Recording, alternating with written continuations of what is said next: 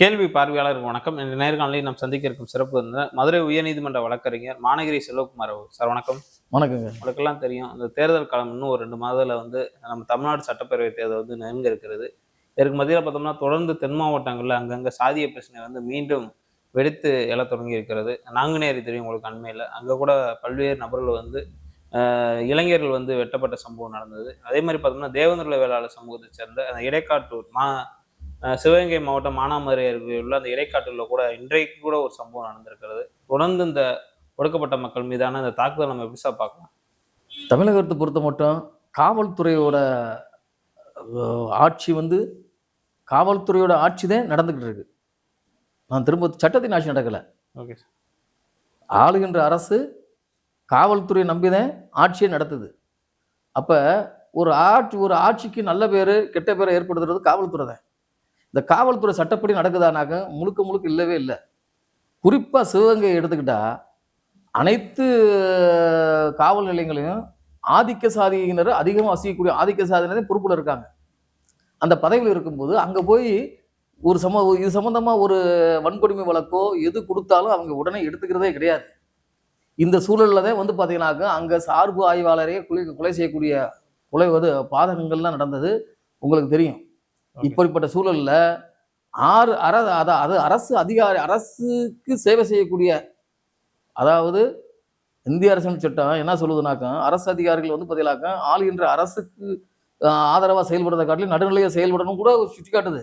ஆனால் எத்தனை அதிகாரிகள் அது மாதிரி செஞ்சுக்கிருக்காங்க? நீதிமன்ற உத்தரவுகளை பின்பற்றுறாங்களா? கிடையவே கிடையாது. நிறைய நம்ம பார்த்துக்கிட்டே இருக்கு. நீதிமன்ற அவமதிப்பு வழக்கு எதுவாக இருந்தாலும் ஆளுகின்ற ஆட்சியாளருக்கு ஒரு அடிமை போலதான் அவங்க செயல்பட்டு இருக்காங்க, தவிர நடுநிலையோட சட்டத்தின்படி இங்கே ஆட்சி நடக்கிறது கிடையாது. மேலும் குறிப்பிட்டு சொல்லணும்னாக்க ஆட்சியாளர்கள் அதத்தை விரும்புகிறாங்க. இன்னைக்கு தேர்தல் அரசியல் பார்த்தீங்கன்னாக்க வேறு ஒரு நிலைக்கு போயிருச்சு. அப்போ அவங்களுக்கு சாதகமான அதிகாரிகள் தேவைப்பட வேண்டியிருக்கு. அப்போ அவங்க கண்டு காணாம தான் இதை பார்த்தீங்கன்னாக்க இந்த நகர்த்தி போகத்தை விரும்புகிறாங்களே தவிர சட்டத்தை முறையை அமுல்படுத்தி மக்களை பாதுகாக்கணுன்ற எண்ணம் எங்களுக்கு இல்லவே இல்லை. இப்போ எங்கள் சமூகத்தை பற்றி நீங்கள் சொல்லும் போது தான் நீங்கள் பார்த்தீங்கன்னா இதை நான் சுட்டி காட்ட வேண்டியிருக்கு. சட்ட பாதுகாப்பு சமூக பாதுகாப்பும் அவசியம். நம்ம அது நம்ம முழுமையாக பெற்றால் மட்டும்தான் நம்ம ஒரு கோரிக்கையை வலுவாக வெளியே வைக்க முடியுன்றது பார்த்தீங்கன்னாக்கா அதை முதல்ல உணரணும். இன்னைக்கு பார்த்தீங்கன்னாக்கா இதே நிலை தான் பார்த்தீங்கன்னாக்கா தென் மாவட்டங்களையும் தொடர்ந்து நடந்துக்கிட்டே இருக்கு.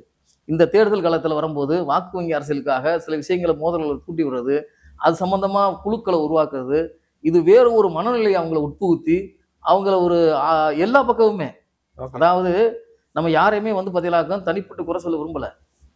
ஆயுதம் யார் எந்த வகையில் தீவிரவாதம் வந்தால் கூட அதை தடுக்க வேண்டியது கட்டாயம் தான். அது நீங்கள் எடுத்தாலும் சரி, நான் எடுத்தாலும் சரி, அது வன்முறை தான். அதை நியாயப்படுத்த முடியாது. ஆனால் இந்த மனநிலை எப்படி மக்கள் மத்தியில், அதாவது அந்த இளைஞர்கள் மத்தியில் புகுத்தப்படுறதுன்றதே நம்ம அதை புகுத்தப்பட வேண்டிய காரணி என்னன்றதை நம்ம கண்டுபிடிச்சி அதை வேற இருக்க வேண்டியது யாரோட கடமை? ஆளுகின்ற அரசோட கடமை, சட்டத்தை நிலைநாட்டக்கூடிய காவல்துறையோட கடமை. இந்த காவல்துறை பார்த்தீங்கன்னாக்கா அதை முழுமையாக அமுல்படுத்தாத ஒரு சூழல்ல தான் இது போன்ற சம்பவங்கள்லாம் அதிகரிக்குதுன்னு நான் நேரடியாக காவல்துறையை சுட்டி காட்டுறேன். அதாவது இன்னைக்கு வன்கொடுமை தடுப்பு சட்டம் பார்த்தீங்கன்னாக்கா முழுமையாக அமுல்படுத்துறது இல்லைன்றதை நான் பல தடவை நான் உங்கள் காணொலி வழியாக சொல்லிக்கிட்டே இருக்கேன். இது சம்மந்தமான வழக்குகள் தாக்கல் செஞ்சுருக்கேன். இதை பார்த்தீங்கன்னாக்கா இந்த வன்கொடுமை தடுப்பு சட்டத்தை பார்த்தீங்கன்னாக்கா சட்டப்படி நிலைநாட்டினா கூட இந்த வன்முறைகளை தடுக்க முடியும். அதில் அவ்வளவு சரத்துக்கள் இருக்கு. பாதுகாப்பு, நிவாரணம், இப்படி நிறைய விஷயங்களை சொல்லலாம். இப்போ அதிகமாக பார்த்தீங்கன்னாக்கா பிரச்சனைக்குரிய ஏரியாவில் நிரந்தரமாக ஒரு பட்டாளி உருவாக்கலாம் இந்த சட்டப்படி. அந்த இது பார்த்தீங்கன்னாக்கா தனிப்பட்ட முறையில் அந்த மாவட்ட கண்காணிப்பாளருக்கு அதிகாரம் இருக்கு. இதெல்லாம் பார்த்தீங்கன்னாக்கா அவங்க செய்ய விரும்புறது கிடையாது. இப்போ அதே போலதான் பார்த்தீங்கன்னாக்கா இப்போ இந்த புது ஆட்கள் உள்ள இந்த மக்கள் மத்தியில் பார்த்தீங்கன்னாக்கா ஒரு சமூகங்களுக்கு எதிரான ஒரு மனநிலையை உட்புகுத்திடுறாங்க. இப்போ நான் எங்கள் சமூகமாக இருக்கட்டும், மாட்டு சமூகமாக எல்லா சமூகமும் அவங்களுக்கு வரக்கூடிய பின்விளைகளை உணர்றது இல்லை. அவங்க அதுதான் அவங்களுக்கு என்ன மனநிலை வந்துடுது, இது அவங்க ஒரு உயர்ந்த நிலைக்கு ஒரு ஸ்டேட்டஸை நினைக்கிறாங்க. நம்ம அது அப்படி பண்ணும். ஆனால் அவனோட குடும்பமும் அவங்கள சார்ந்தவங்களும் பாதிக்கப்படுறாங்கன்றதை அவங்க யாருமே உணர்றது கிடையாது. இந்த சூழல்ல தான் பார்த்தீங்கன்னா தென் மாவட்டங்களில் பார்த்தீங்கன்னாக்கா அதிக அக்கறை எடுக்கிறதே கிடையாது. ஏன்னா இன்னமும் சாதிய கட்டமைப்பு வலுவாக இருந்துக்கிட்டே இருக்கு. யார் எந்த நிலையில் இருந்தாலும் அதை அழித்தொழிக்கக்கூடிய வேலையை எந்த அரசுகளுமே செய்யலை. இல்லை முன்ன மாதிரி இல்லை, அதெல்லாம் கொஞ்சம் குறைஞ்சிருச்சுன்னு ஒரு கருத்தை வைக்கிறாங்கல்ல. எங்கெங்க அதாவது அப்படி அதாவது பிரச்சனை எங்க வருது? எங்க வருது? ஆதிக்கம் அதாவது மக்கள் எண்ணிக்கை அதிகமா இருக்கிற இடத்துல வந்து பாத்தீங்கன்னாக்க யாரா இருந்தாலும் அங்க வந்து பாத்தீங்கன்னாக்க அது ஒரு ஆதிக்க மனப்பான்மை வரும்போது அது வந்து இயல்பா வந்துருது. இது தடுக்க வேண்டிய விஷயம் வந்து காரணம் வந்து பாத்தீங்கன்னாக்கா அரசோட வேலை. நீங்க தான் முன்னாடி சொல்றீங்க, இப்ப நீங்க கேள்வி கேட்கிறீங்க, அதிகமா நடக்குதுன்றீங்க, இப்ப குறைஞ்சிருச்சுன்றீங்க. எத நம்ம எடுத்துக்கிறது? இல்ல கருத்து வைக்கிறாங்கன்னு சொல்றேங்க சார். அதான் அது சொல்லல. நகர்ப்பகுதியில வந்து பாத்தீங்கன்னாக்க அதாவதுங்க எனக்கு இப்ப இப்ப இங்க இருக்குனாக்க எனக்கு பிரச்சனைகள் வரும்போது மக்களுக்கு பிரச்சனை இன்னும் ஆயிர முடியாதுல்ல.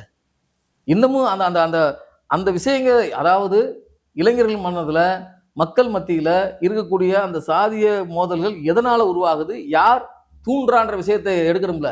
இயல்பா இருக்கக்கூடிய இடங்கள்ல வந்து பாத்தீங்கன்னாக்க எந்த ஒரு பிரச்சனையுமே கிடையாது. மக்கள் அவங்க அவங்க வேலை, அவங்க பணின்னு போறாங்க. அதை தாண்டி சமூக வலைதளங்கள், மற்ற விஷயங்கள், சிறிய சிறிய சாதிய இயக்கங்கள், சாதிய கட்சிகள், இந்த சாதிய குழுக்கள் வந்து அவங்கள முன்னிறுத்துறதுக்காக அவங்க பேர் வாங்கணுன்றதுக்காக இளைஞர்கள் மத்தியில ஒரு தவறான கருத்தியலை, தவறான ஒரு புரிதலை, சமூகங்களுக்கு எதிரான விஷயங்களை புகுத்துறது தான் இந்த பிரச்சனைக்கு காரணம்.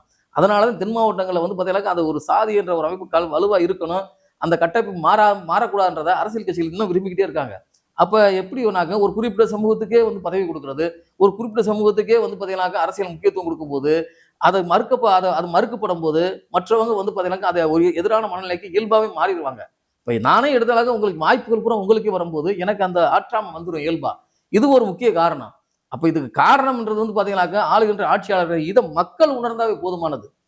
இப்ப இன்னைக்கு வந்து பாத்தீங்கன்னாக்க இன்னைக்கு நீங்கள் நானும் செஞ்சு இப்போ ஒரு ஒரு உணர்ச்சி வேகத்துல ஒரு விஷயத்தை செஞ்சுட்டு போயிட்டோமாக்கா நம்ம சிறைக்கு சென்றா கூட பாதிக்கப்பட போறது நம்ம குடும்பம்ன்றதை உணரணும், நம்ம சமூகம்ன்றது உணரணும். அதை உணராத போது இந்த மாதிரி மோதல்களை வந்து பாத்தீங்கன்னா தடுக்க முடியாது. அரசு வந்து மாற்றும், அரசு நன்மை செய்யும், நம்மளை விடுவிக்கும் அப்படின்னு நினைச்சமாக்க முடியவே முடியாது. நம்மதே மாறிக்கிறணும். அந்த விஷயங்கள் வந்து பாத்தீங்கன்னா தென் மாவட்டம் பொறுத்த வரைக்கும் தொழில் வளங்கள் இல்லாதனாலதான் இந்த இப்படிப்பட்ட ஒரு சூழல்லாம் உருவாகிட்டே இருக்கு. இது சென்னை போன்ற மாவட்டங்கள்லயோ கோயம்புத்தூர்லயோ உருவாகிறதுக்கு வாய்ப்பு இல்லை. நிறைய அங்க தொழில் சார்ந்து அது இயங்க வேண்டியிருக்கு. நேரமே இருக்காது சம்பாதிக்கணும்ன்றது இருக்கும்போது. அதனாலதான் இளைஞர்கள் அதாவது வெகு இளைஞர்கள் வந்து பாத்தீங்கன்னாக்கா தென் மாவட்டங்கள்ல இருந்து கோயம்புத்தூர், திருப்பூர், சென்னை போன்ற மாவட்டங்களில் போய் வந்து பாத்தீங்கன்னாக்கா தொழில் ரீதியா வந்து அங்க புலம்பெயர்ந்து போறாங்க. இப்ப இங்க அந்த பணிக்கு போகாம இங்க இருக்கிறவங்க மட்டும்தான் இந்த மாதிரி பேசிக்கிட்டு இந்த சமூக வலைதளங்களில் வரக்கூடிய கருத்துக்களை நம்பி அதுல ஏற்படக்கூடிய விஷயங்களை வந்து எடுத்துக்கிட்டு அவங்க வந்து இதுதான் பெரிய விஷயமா அவங்க மனதில் தோன்றிக்கிட்டு இப்படிப்பட்ட வன்முறைகளை ஈடுபடுறாங்க. இது தவிர்க்கப்படணும். இதை தவிர்க்கணும். அரசு வந்து பாத்தீங்கன்னா இரும்பு கட்டம் கொண்டு அடக்கணும். இந்த நேரத்துல வந்து இந்த மாதிரியான படுகொலை சம்பவம் வந்து அரசாங்கத்துடைய தொடர்புல ஜாதி அமைப்புகள் காரணமா? அதாவதுங்க நான் என்ன சொல்ல வரேன்றது நீங்க புரிஞ்சுங்க. சிறு சிறு குழுக்களா இருக்கேன், கட்சி ஆகிறேன், அரசு அதாவது வேலையே செய்யாதவன் உழைக்காம முன்னேறணும்னா எளிதா போக அரசியல்ன்ற மனநிலைக்கு வந்துட்டான். அது ஒரு மனநோயா மாறிடுச்சு. இன்னைக்கு அப்படித்தான் வந்து பாத்தீங்கன்னா அரசியல் பாக்குறாங்க. அப்ப அவங்கள வந்து பாத்தீங்கன்னா அதாவது தன்னை முன்னிலைப்படுத்துறதுக்காக ஒரு சில விஷயங்களை அவங்க கருத்தியலா வந்து சமூக வலைதளம் மூலமா பரப்புறாங்க. அதை நம்புறாங்க இளைஞர்கள். நம்பும் போது இப்படிப்பட்ட வன்முறைகள்லாம் தூண்டப்படுதுன்னு நான் சொல்ல வர்றேன். அதுக்கு சட்டங்கள் இருந்தாலும் இதை நடைமுறைப்படுத்தக்கூடிய காவல்துறை அதாவது சட்ட ஒழுங்குக்கு வந்து மாவட்ட நிர்வாகம் தான் பொறுப்பு. காவல்துறை அதை வந்து கலவரம் வந்து தடுக்க வேண்டிய பொறுப்பு, காப்பாற்ற வேண்டிய பொறுப்பு காவல்துறை பொறுப்பு. அவங்க வேலையை சரியா செய்தாலே இந்த மாதிரி சம்பவங்களும் நடைபெறாது. இப்ப இது ஒரு உளவுத்துறை தோல்வி தானே இது. அதாவது அங்க பாத்தீங்கன்னாக்க ஒவ்வொரு ஸ்டேஷன்லயும் வந்து பாத்தீங்கன்னாக்கா சிபிசிஐடி அதாவது எஸ்பிசிஐடி ஒரு ஒரு காவலர் இருப்பாரு, தகவல் கொடுத்துக்கிட்டே இருப்பாரு. இப்படி பிரச்சனை இருக்கும்போது இந்த இடத்துல பிரச்சனை வரப்போதான்றது வந்து பாத்தீங்கன்னா 6-7 இருக்கும்போது அங்க ஒரு பிரச்சனைக்குரிய பகுதியா நாங்குநேர் இருக்கு. அப்ப அங்க வந்து ஒரு சிறப்பு காவல்படை உருவாக்கி இருக்கணும்ல, இல்ல. அப்ப அது இப்ப அந்த பகுதியிலே அது நடத்துறது வந்து பாத்தீங்கன்னா அரசு அந்த தவிர்த்ததானே என்ன வேண்டியிருக்கு. ஓகே. இதுல கூடுதலா பார்த்தோம்னா அந்த கஞ்சா போதை மது பழக்கம் தான் இந்த மாதிரியான படுகொலைக்கெல்லாம் காரணம். இந்த மாதிரி பல நபர்கள் இளைஞர்கள் வெற்றதுக்கு காரணம் சொல்றாங்க. அது நீங்க கிடையவே கிடையாதுங்க. சமூக வலைதளம் தான் நான் சொல்லுவேன். நான் எல்லாரும் தான் கஞ்சா போய்க்கிறாங்க, சாராயம் குடிக்கிறவங்க பூரா வந்து பாத்தீங்கன்னா கொலையா பண்ணிக்கிட்டு. இது அதோட அந்த அந்த போதையோட இந்த அதிகார போதை, இந்த ஆதிக்க போதை, ஒரு பிற சமூகங்களுக்கு எதிரான என்ன அதாவது சிந்தனை அந்த தூண்டுறான் பாருங்க. அதுதான் இங்க வந்து பாத்தீங்கன்னா இந்த பிரச்சனைகள்லாம் காரணம். Okay sir. இறுதியா நம்ம இந்த சம்பவத்துக்கு முன்பாக வந்து ஒரு கூலிப்படைய கும்பல்லாம் பல நபர்கள் இருக்காங்க ஒரு கருத்து வைக்கிறாங்க. அது உண்மைதானா இல்ல அரசியல் பழிவாங்களா? இந்த இதை எப்படிங்க சார் அதாவது நிறுத்ததா வழி இருக்கா? அதாவது கூலிப்படைன்றது வந்து பார்த்தீங்கன்னாக்கா எதனால் அந்த கூலிப்படையெல்லாம் உருவாகுன்றதை வந்து பார்த்தீங்கன்னாக்கா அரசு ஆராயும். இப்போ எல்லா சமூகங்களையும் கூலிப்படை இருக்கிறதாக அதே சமூக வலைதளங்கள் போட்டிருக்காங்க. ஆனால் அது எந்த சமூகத்தில் கூலிப்படை இருந்தாலும் அது அழித்தொழிக்கப்பட வேண்டியது, ஓகே சார். அழித்தொழிக்கப்படுகின்றதுக்கு இது சமூகங்களுக்கு உண்டான ஒரு பெரிய ஒரு மோதலை உருவாகிறோம். இந்த நேரங்களில் தான் இப்படிப்பட்ட விஷயங்கள்ல தமிழ் தேசியம் பேசக்கூடிய இயக்கங்கள் பூராமே வாய் மூடி மௌனியா இருந்துருவாங்க. நல்லா பாருங்க, அவங்க வந்து பார்த்தீங்கன்னா ஒரு சமூக மோதல்ல, சமுதாய ஒரு சாதிய மோதல்ல வந்து இப்பத்தே வந்து நீயும் நானும் சகோதரன், நீயும் நானும் இப்படி இருக்கணும். அவங்க அதாவது இப்ப எல்லா கட்சிகள்லையும் எல்லா இயக்கங்களையும் எல்லா சாதிக்காரங்களும் இருக்கும்போது அந்த சாதி தலைவராக இருக்க அவங்க பொறுப்பாளர்கள் பூரா இதுல வந்து அவங்க வந்து அவங்க வந்து பொது சமூகத்துக்கு தானே வந்திருக்காங்க, பொது சேவைக்காக தான் வந்திருக்காங்க. அவங்க இதை கையில முன்னெடுத்து போய் அந்த இளைஞர்களை வந்து பார்த்தீங்கன்னாக்க திருத்தலாம்ல, ஓகே சார். கட்டுப்படுவாங்களா? கிடையவே கிடையாது. அப்ப இது பூராமே சுயநலமான ஒரு சிந்தனை. இப்படி ஒரு சூழல் இருக்கும்போது இளைஞர்கள் தங்களோட வாழ்க்கையை வந்து சீரழிச்சிடக்கூடாது. இது போன்ற சம்பவங்களில் ஈடுபட்டுறது தான் என்னோட கருத்து. Okay sir. நன்றி.